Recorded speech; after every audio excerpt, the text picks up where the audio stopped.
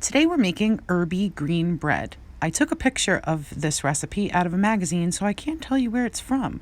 But here is the recipe so that you can screenshot it and blow it up for later use if you would like to try it. Okay, so today, in collaboration with Nutstop, I am using Nutstop almond flour for today's recipe. And today's recipe is an herb bread that I'm not even sure where the recipe came from, but I wanted to try it, and it looks pretty involved. So I can tell you right off the bat, I'm making two. Because if I'm going through all this effort, I'm going to make two of them.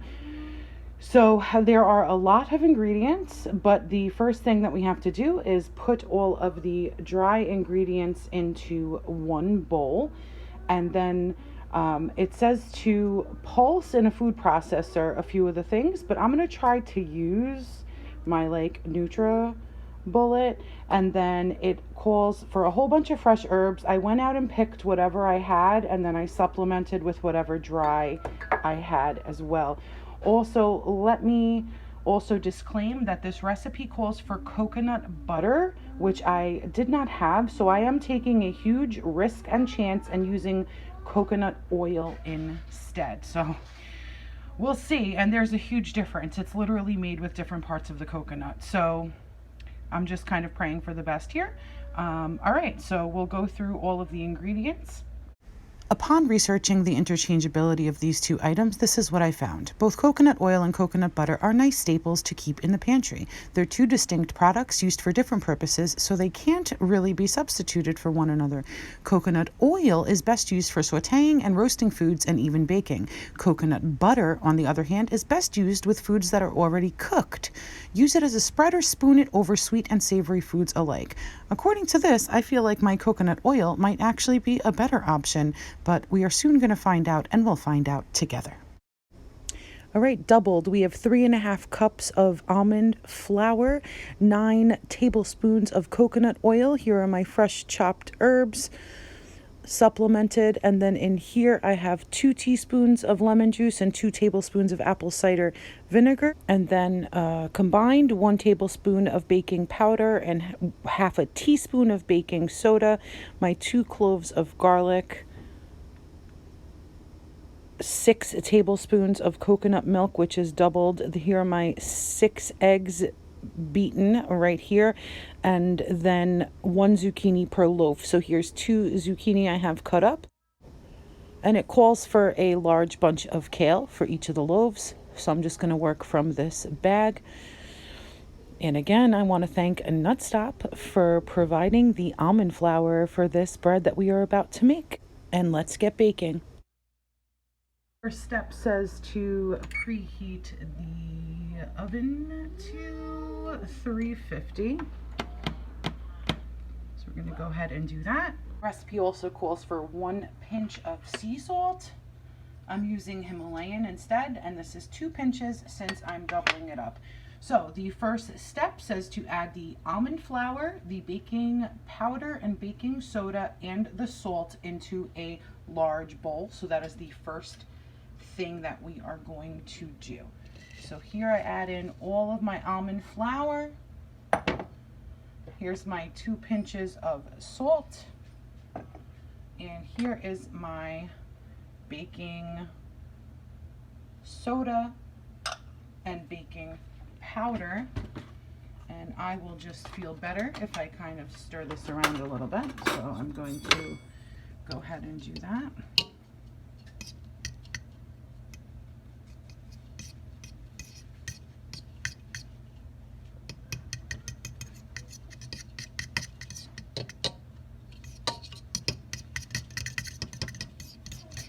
Now the next thing it says is to pulse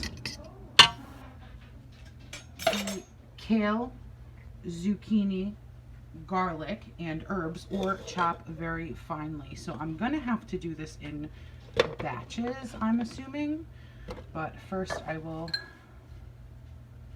I don't know, go ahead and add some herbs. So there's the garlic.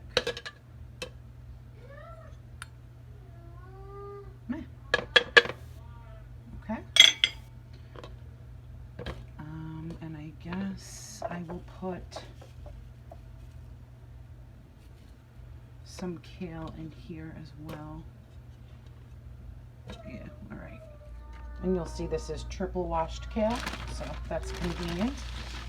So I don't know exactly what a bunch of kale would be, but it would actually be a lot. So I'm probably gonna have to do a batch of just kale too, but go ahead and put all of this in here and start with this batch. All right, so that's a little bit. Here's the rest all stuck in there. So I'm just gonna do the zucchini with the rest of the herbs and what was left in there. And to help it along, hopefully, I'm actually going to add the lemon juice and the apple cider vinegar to give it some type of liquid in there. So let's hope this works a little better. So that worked, and that worked a little too well. So this is gonna screw me up, I guarantee you. You know what?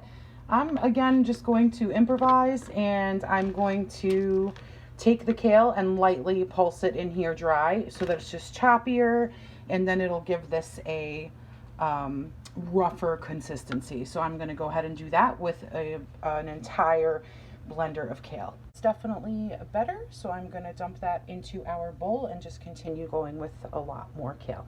All right, so this is as good as it's going to get because I actually just broke my see that I snapped one of the clips off that sticks out, so I can't stop to look for the other. I know I have another backup one of those, but anyway. All right, so it says put everything in the bowl, add the eggs, which is 6 beaten eggs, and then we have the coconut milk. That is 3 tablespoons for 1 loaf, so I have 6 tablespoons there. And hope this works out, coconut oil, it's 4.5 tablespoons for 1 loaf. I'm just gonna dump this in there 1 second. All right, so that's a 9 for 2 loaves, 9 tablespoons. And then remember, this would also be, if you do the right thing and use an actual food processor, this is when you could add the apple cider vinegar, the lemon juice, and those things, but I already put those into the food processor. So now it says mix very thoroughly, and then it also says to grease your loaf pan with coconut butter. Again, I'm going to use not coconut butter, I'm going to use regular butter, and then dust it with almond flour, and then put the mixture into the loaf. So let me just mix this thoroughly. All right, so I have greased and floured with the beautiful Nutstop almond flour my 2 loaf pans, and now I'm going to go ahead and kind of equally divide the mixture between the 2 of them. All right, so the mixture is divided between 2 loaf pans, and now it says to bake for 45 minutes on the middle rack or until a skewer comes out clean from the center. So we are going to go ahead and put these in and pray all together. So see you guys in 45 minutes. All right, it has been exactly 45 minutes, and I'm going to pull it out and check it to make sure that it comes out clean in the center. Let's see.